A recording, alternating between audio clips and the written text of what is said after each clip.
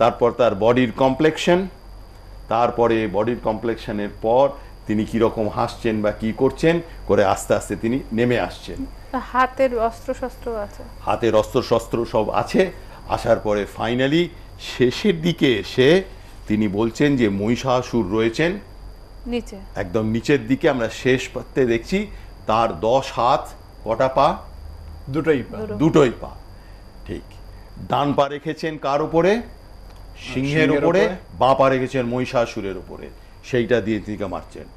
ঠিক আছে, মহিষাসুর হচ্ছে আমার যত শত্রু আছে অন্তরের এবং বাইরের, শত্রুষ্ক্ষয় করিং দেবীং দৈত্য দানব দর্পহাম এবং সঞ্চিন্তয়েতে দুর্গাং ধর্ম কামার্থ মোক্ষদাম।